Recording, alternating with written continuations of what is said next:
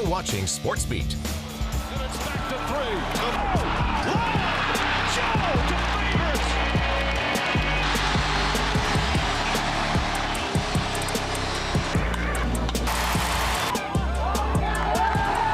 Toronto has won.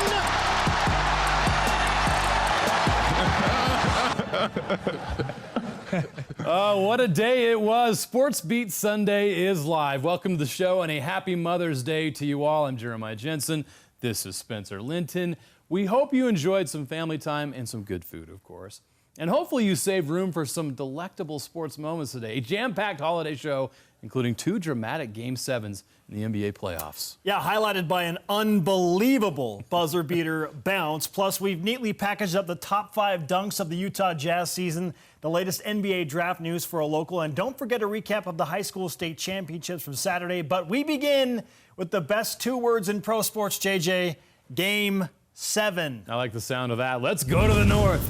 Sixers, Raptors, Game 7. Winner gets the Milwaukee Bucks in the Eastern Conference Finals. Kawhi Leonard setting the tone early. Defense leads to easy offense. Raptors led by 4 at the half. Things get interesting in the third, though.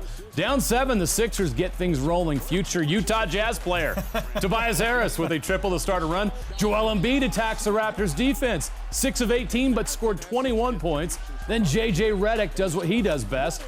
A 16-0 run for the Sixers. They take a 6-point lead. The Raptors counter with 2 big men launching threes. First Marc Gasol, then Serge Ibaka in the face of Ben Simmons. The Raptors are back in front. Fourth quarter we go. Kawhi Leonard continues his big game. He finished with 41 points. He took 39 shots. The Sixers respond with a big shot by Redick and one. He ties it up at 85. Let's go to the final 10 seconds. Sixers down 2. Kawhi misses a free throw. The Sixers attack. Smart move. Jimmy Butler Make your free throws. Takes it right to Serge Ibaka. Ties the game off the glass with 4 seconds left. Enough time for the Raptors to take a shot for the win. It's off to Leonard, defended by Simmons. Is this the dagger?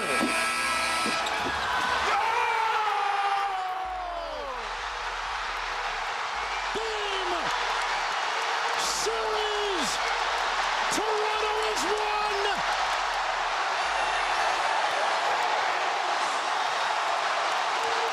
Who better to call that shot than Kevin Harlan?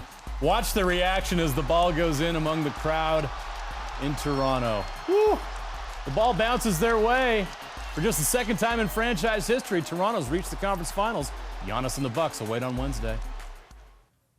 Wow. That was something else. All right, yeah, Utah star Donovan Mitchell. Yeah. He sent a tweet out, which basically said what we all said, right? Uh-huh. Wow.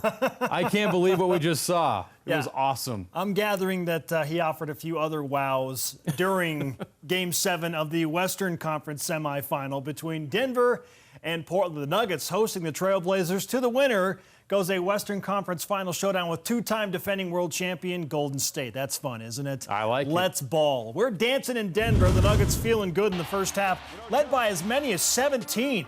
Up 9.5 thanks to Nikola Jokic, who had 13 at the break. But hey, new half, new Portland. CJ McCollum, he's not just a Jazz killer, high flyer. Blazers within 7, now a 4-point game, but Denver's Jamal Murray can rock that dribble drive jam cam as well. Nuggets back up 6. Late third, Lillard struggled from the field, but he found other ways to share. Miles Leonard dunked you very much, Damian. Blazers within 3. Moments later, McCollum. Oh, CJ was ridiculously good today. Portland takes a 1-point lead, 71-70. Fourth quarter, Portland up 2 off a missed 3. The Blazers cycle the ball back to Lillard. 0 for 6 from 3 until that. Dame time.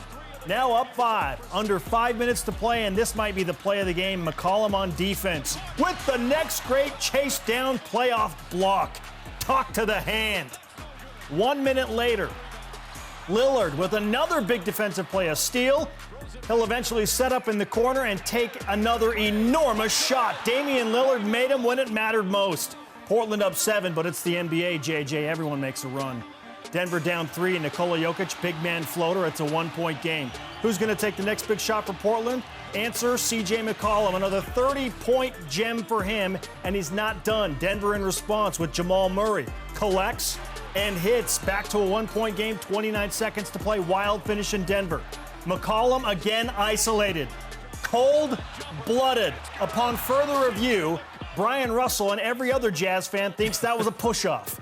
37 points for McCollum. Portland keeping it weird. They beat the odds and win Game 7 in Denver, 196. The Blazers back to the Western Conference Finals for the first time since 2000. Golden State awaits. Everything is still so raw. You know, we talked about this a few games ago. You know, do you like to win? Do you hate to lose? I hate to lose. You know, so right now Mother's Day sucks. Yeah, so Mike Malone's having a rough Mother's Day. But Gina Johnson, however, she's having the best Mother's Day ever. Yeah. Of course, Gina is Damian Lillard's mom. She sat courtside there, as you can see, in Denver as her son celebrated the biggest moment of his professional life. I am happy. This was good. 3, the Father, the Son, the Holy Ghost. How proud are you of Damian? Yeah, I can't even say. It's so much that I mean, look. Look. Oh, that's all right. Sorry. Hey, that's all right. I just dropped my papers. The party continues there. All right, let's turn back the clock a bit. The Portland Trail Blazers have reached the Western Conference Finals, as we said, for the first time in 19 years. The team they had to beat that year in the semifinals, unfortunately, was the Utah Jazz, the end of a great run. May 16th, 2000. Karl Malone had 27 points, 11 rebounds, 6 assists, and 3 steals. But it wasn't enough to force another game in the series. The Blazers, led by 23 points from Scottie Pippen, closed out the Jazz in 5 games. It was Jeff Hornacek's final NBA game. They're competing at both ends. Oh, look at the explosiveness. Floater up top. Hey, what a bucket. Here he goes up and over. Welcome to your Kodak moment. Again,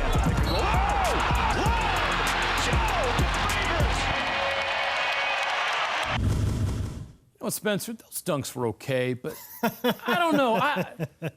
None of them really that good enough to make our top 5 list. Oh, it's an elite list, Jeremiah. It is. It is. An elite list. We took on the challenge of ranking the 5 best dunks of the Utah Jazz season.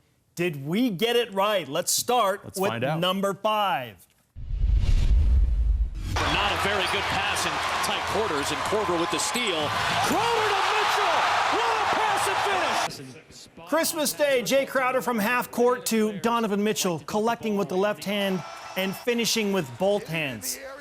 The degree of difficulty off the charts. Jazz also, if you remember, beat the Blazers by a lot on Christmas Day. I told you we were dunk snobs. This is number 5. So if there's 4 dunks better than that, then you know they're good. Let's check out some more. competing too. They're competing at both ends. Oh, Donovan. Oh! Climbing up and popping the rim. Welcome to the NBA, Luka Doncic. Okay, Luka wanted no part of that poster.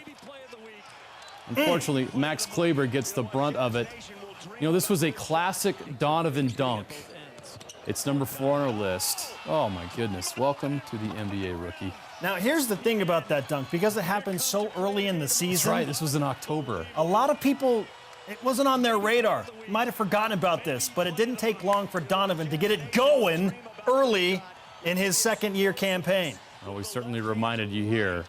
This was only good enough for number 4. You can only imagine how good 3 through 1 are. Our countdown will continue later in the show. Great clips of the week. All right, this is Omar Khan of Summit Academy High School in Bluffdale. A golazo from 30 yards out in the 3A boys state soccer semifinals.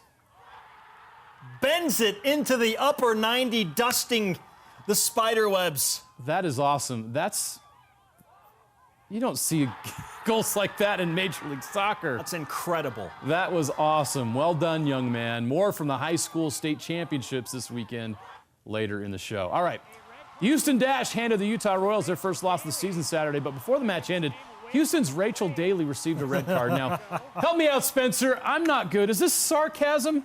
I'll take yes for 200, Alex. That's pretty brash, right in front of the official there. Hey, she scored twice. They won. Doesn't matter.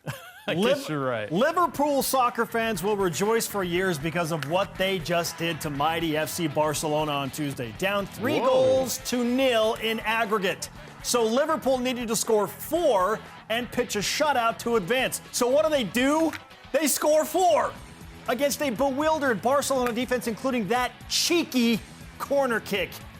How, Barcelona, did you let that happen? That's one of the funnest soccer moves I've ever seen. Oh, Messi. Oh, I'm so sorry, Messi. Poor Messi. We have several soccer fans in the newsroom here that we're rejoicing. You know, he had a rough time in the last World Cup, and then this. It's just tough to be Messi. It's tough to be the highest paid soccer player in the world. Well, I blame it on the Oregon Ducks neon jerseys they were wearing. That is true. So. You got to do better than that, especially if you're a team like Barcelona. Hey, we've got a ton coming up. Yeah, we need to pay some bills. But when we come back, the best of a busy Sunday in Major League Baseball. And the Utah Jazz already working out players for the NBA draft, including at least one familiar face. Brito out of it. 3-on-1, fast break. Takeda throws down the dunk. Utah State Fab freshman Neemias Queta gets a chance to show his skills in front of the Utah Jazz front office. What did they think of his workout? Should he go back to school? We'll discuss. And Derrick Favors made our list of the top 5 dunks of the season. Was this number 1? Find out after this.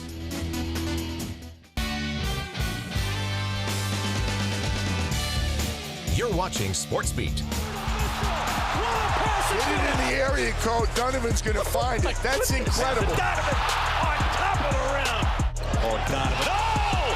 Climbing up and popping the rim. Comes your play of the day tomorrow. Unbelievable.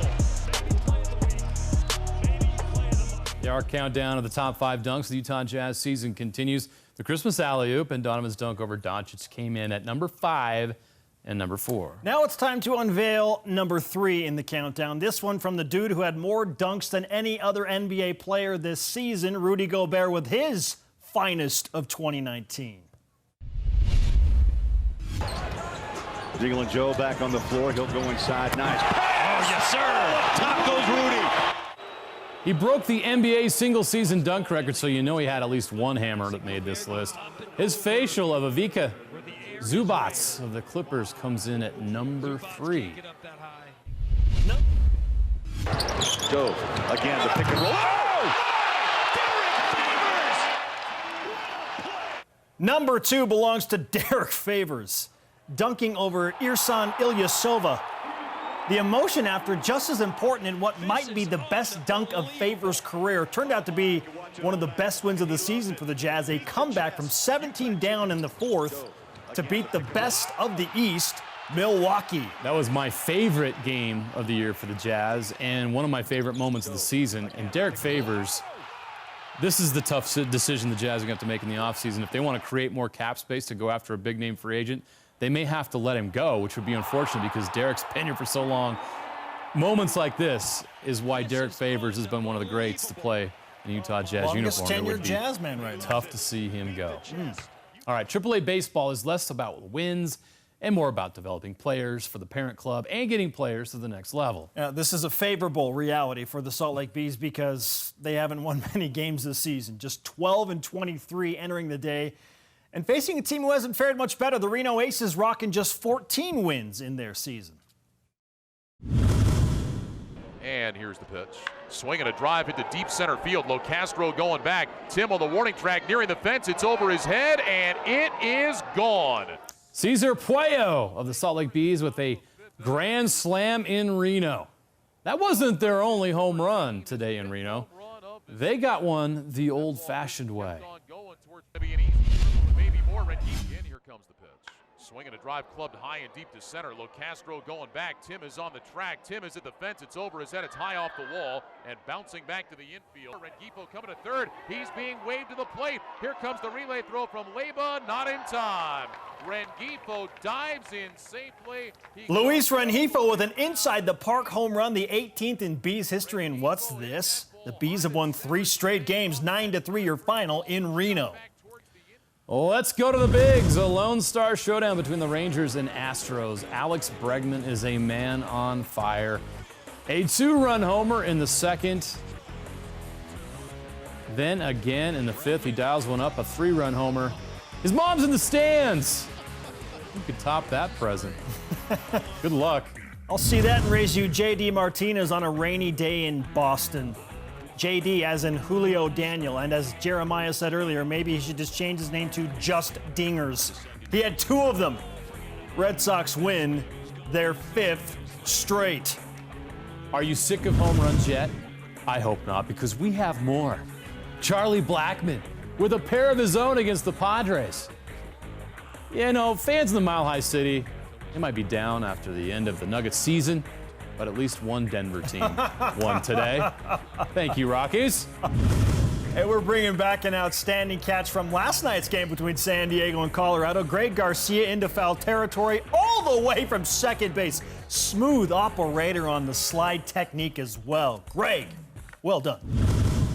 The 2-1 and Seager swings away, sends a high fly ball to right field. A grand slam for Corey Seager. A Seager bomb.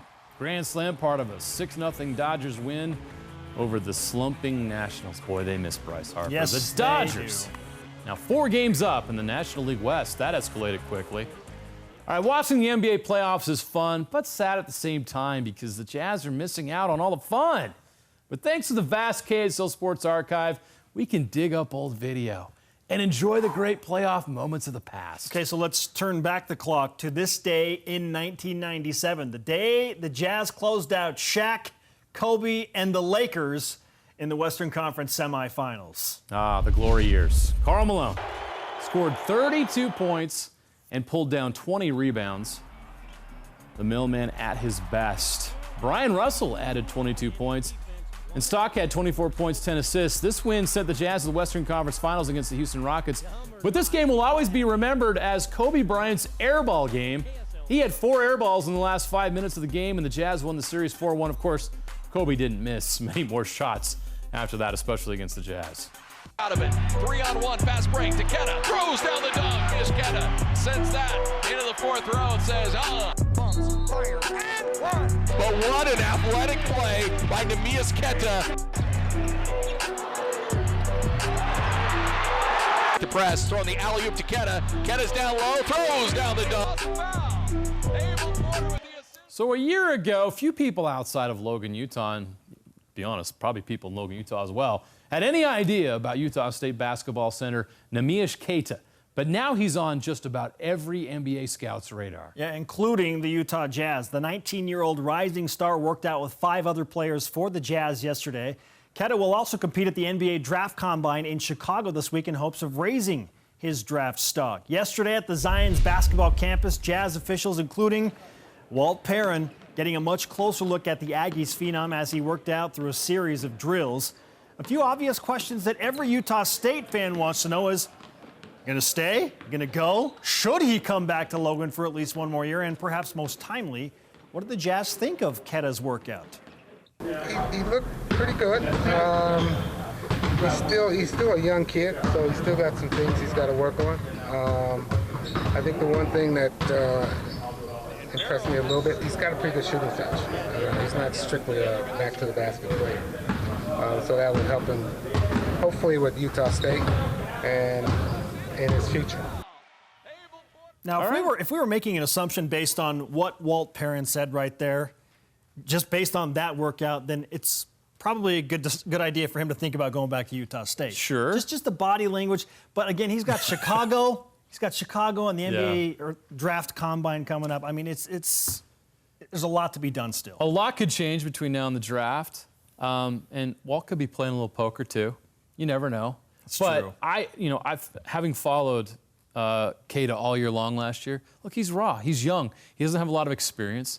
And so it doesn't surprise me that much that scouts are watching him and saying, you know what? I see the size, I see the skills, but there's just a rawness to him that maybe he needs to go back to school. And that question was asked of Walt Perrin after the workout as well. It's not my decision. And we don't advise underclassmen of what to do. We tell them what we think, in terms of what they need to work on and how they may translate to the NBA and what they could do if they go back to college, and then it's their decision. I'd love to be a fly on the wall in that conversation. Yeah. What did they tell him is the real question. And it's funny because I think, look, I mean, we all wish Neemias the best. He's a great guy, but Aggie fans want him to come back to school. No question. And it would be fun to watch him take one more question. year. I'm not comparing him to Andrew Bogut, but I remember when Andrew Bogut was a freshman and he stuck around for one more year, he went from being a really good college basketball player, like a Neemias Queta. The next year, he was the Wooden Award winner and the #1 pick, overall in the NBA draft. So I would like to see Neemias come back to Logan for one more year, polish his game a little more, develop some of those skills that Walt talked about. Yeah. And who knows, maybe he gets a great run in the NCAA tournament and he makes a run like that up the draft boards and makes a lot more money next year. He's 19. Is it really going to hurt him to go back to Logan for one more year? No. And the Aggies probably are the conference favorite, if not at least pick to finish second if he comes back. Well, they'd be a top 20 team if he comes Holy back. So cow. we'll see what happens. Good luck to him either way. All right, now to high school sports. The spring sports season is coming to a close with championships in golf, soccer, baseball, softball, and track and field. I probably missed some, but there's so much to cover. So, well, we're going to do that. Let's start with the 3A baseball championship, which took place Saturday in Kearns. Richfield taking on Summit Academy, the Wildcats of Richfield, bringing the big boy bats into fourth. Emmett Hafen, ladies aged 14 to 18, approve of that swing to left field. Almost a home run. He'd settle for a double and bring in 2 runs. Richfield scores 4 in the fourth. The Wildcats roll against the Bears 9-3. Hello, state championship. This team's got it all. It's just how much heart you want to have. I mean, words don't describe this team. It's just, they're amazing. all right, the defending 3A softball champion Grantsville Cowgirls had to take the long way through the double elimination format to get back to a state championship game. Yeah, Grantsville needing to beat Manti in back-to-back games to hoist that state championship trophy again. Ladies got next. All right, here we go. 3A softball state championship in Spanish Fork on Saturday. The Cowgirls senior Hannah Butler, a 3-run blast in the first inning. She hit 2 home runs in game 1. Grantsville takes the 11-1 win to force a winner-take-all game 2. So let's go to game 2, Spencer. Drama in Spanish Fork. Grantsville seeking those back-to-back titles. Laura Sandberg, that's worth 2 runs. Then Jalen Delaney wants in on the fun. A solo shot of her own. And remember Hannah Butler? JJ, she's the queen of diamonds. Nice. The Grantsville Cowgirls win 12-2, back-to-back state titles. At the end of the day, they're the epitome of team. They have each other's backs. When one pitcher starts, the other pitcher's not mad. They just want each other to do good. It's just, I haven't ever been a part of something so awesome.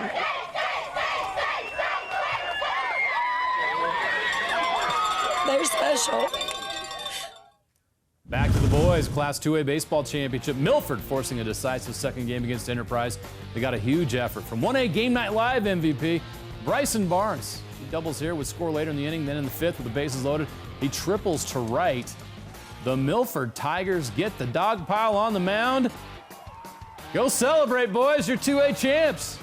Number 2 on the year, and this is a whole different feeling than football. Football is a completely different sport, and this one, we came down from the underdogs. We were not. No one thought we were good, but we got a good group of seniors, and it's great to take one home again. Enterprise and Gunnison Valley for the 2A softball title. We open the highlight fun in the 6th inning. Riley Reber of Enterprise line drive brings in Ronnie Robinson for the go-ahead score. 4-3, Kylie Bundy with the RBI single. 6-3 Enterprise. They hold on in the 7th inning, and Enterprise beats Gunnison to win the 2A softball championship. All right, on to soccer. Desert Hills and Skyview in the Class 4A Bowies title. No score until the 65th minute. Skyview's Tate Thurston off the deflection. There's a party at Tate's house. It was last night. It was awesome. And he's the host of honor. Only goal of the match. I wasn't there.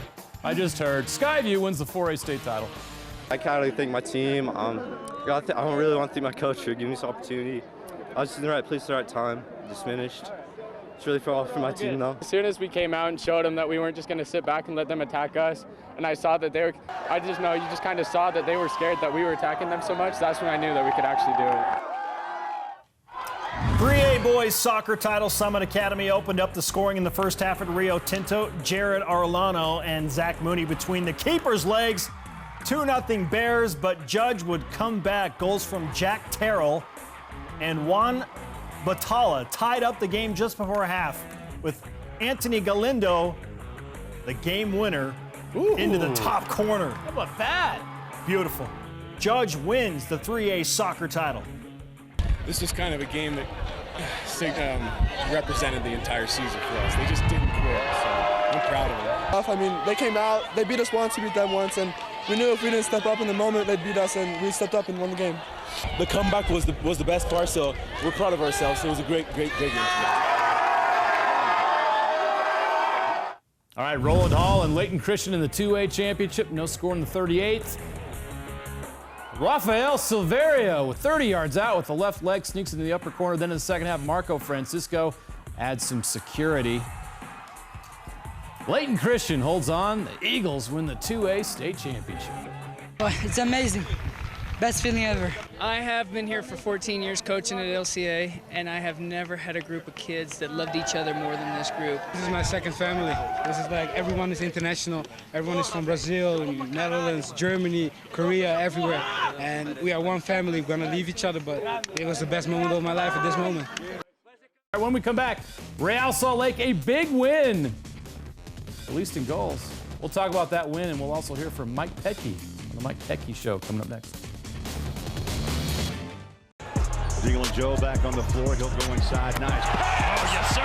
Top goes Rudy. Over where the air is red. Joe again, the pick and roll. This is unbelievable. All right, Rudy and Donovan had their fun at number 3 and number 2, but well, actually Rudy and Derrick had their fun at number 3 and number 2. But now it's time to get back to the king. Yes, of people have jazz been dunkers. waiting. You've been patient long enough. We have number 1 ready, and of course it's Donovan. So, but the question is, which Donovan dunk was it? Let's show you right now. Dump. Mitchell posterizes the big. Throwing it down on McGee. Donovan Mitchell is 6'2". JaVale McGee is 7'2". The rim will feel that one tomorrow. This dunk is great on so many levels. First of all, Donovan Mitchell at his best, and he's jumping over somebody that's 7'2".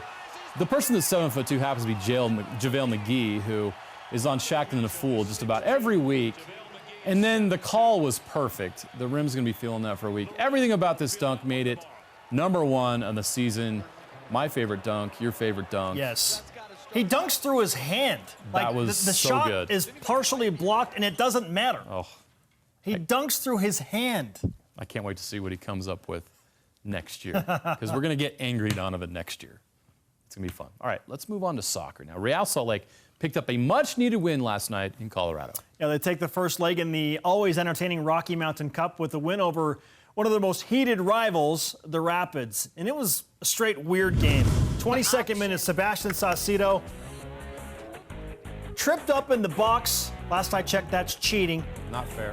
Not allowed. RSL awarded a penalty kick after review. Albert Rusnak beats legendary Team USA keeper Tim Howard 1-0. RSL has won 16 of the 19 games Rusnak has scored in. That's a good sign. So exactly 1 minute later, Nick Beasler searching for Corey Baird. Yeah, he found him. Nothing but net. 2 goals in 2 minutes. RSL in control, and another round is on. Or not. I know what you're thinking. RSL cannot lose to a winless team. You know what? Sam Johnson was thinking the same thing. Tied 2-2, not anymore. Goes through the legs of a defender, beats Howard. Gorgeous goal. Real restores order. They're back up 3-2. All right, this match was just bonkers, and it gets a little crazy. 5 minutes later, Donnie Toya fouls Sam Nicholson in the box. Now, Colorado can tie it at 3 on a penalty, but Andrew Putna tells Kai Kamara, you'll get nothing, and you'll like it. The kick save? Ooh, Nick Ramondo's been teaching him some tricks. And just when RSL thinks they can start to breathe, think again. 92nd minute, Kamara Oops. He's granted an equalizer, but called offsides by that much. He is off. What a break for RSL. After almost losing that 2-0 lead, they get a 3-2 win and 3 very needed points on the road. All right, each week you can watch the Mike Petke Coaches Show each week on the KSL TV app and KSLSports.com. This week, things were a little different, though. Mike Petke was interviewing Brian Dunseth, and we learned the phrase, how the turns have tabled. Why are you such an anti-homer and openly rooting for the visiting team, even though you're an RSL broadcaster? That's what I want to know. Do you think that? Basically, I know a lot of fans think that. Why do you hate me and my team? I don't hate you and your team. I see how this is going to go tonight. Yeah. This is like a roast. I hate listening to broadcasts where it was so evidently clear that what my eyes are seeing is not lining up with what I'm hearing from a broadcaster. I know you watch a ton of soccer. Yeah. Because of what you do, you have to watch Bundesliga, you have to watch La Liga, English Premier, Champions League. Do you hear that? You could rattle off teams that are more, not homer leaning, but are going to give their team the benefit of the doubt way more often than they probably should. Yeah. Because I think we're growing the game in the United States, and what I hate to see is when you have the opportunity to try to educate a fan base, when you have an opportunity to kind of show the subtle nuances with the game, that if you're creating a false narrative, you're losing out on the opportunity to educate a fan. You're going to call it how you see it. That's what I try to, and I think where I've been fortunate enough is I think has been very understanding of why I try to call the game the way I do, and I feel as though I've been really fortunate with my opportunities on national broadcast because I try to call the game right down the middle, even though that infuriates a lot of fans. Brian Dunseth, not a homer, and we're grateful for it. All right, coming up next, some outstanding catches around baseball, college and the pros. It's the great clips of the week, and they're next, and that had to hurt. Great clips of the week. Not going to be an easy play. Profar hustling over there. Profar dives, and he caught it. Joey Votto. Votto in the air. Center field. Laureano back. Laureano at the wall. He leaps, and he caught it. Oh, Oakland Athletics pitcher Mike Fiers got some help Monday to complete his second career no-hitter. 2 web gems kept the no-no alive. Speaking of great catches, is this the best of the season? Jackie Bradley Jr. JBJ. Spider-Man. Game-saving catch. Good grief, Jackie. Wow, how about Michael Bush? North Carolina. Up and over. Pretty good. That's pretty good. All right, Michael Bush. And then a Superman sighting in the SEC. Tennessee's Jay Charleston laying out. Draft that man. Another great catch. Full-on layout. All right, the Philippine Basketball Association, there is one, holding its basketball championship, and in comes your friendly neighborhood Spider-Man. I don't think that's the real Spider-Man. Really, dude? What is this guy? All right, so Spider chimes in. Who's the real Spider-Man? I think we know who the real one is. Oh, my gosh. Good. That poor guy. So if you're going to be that stupid to go out on a quarter of field, you got to pay the price. It's dangerous out there. Holy cow. Happy Mother's Day. Yes. Thanks for watching, moms.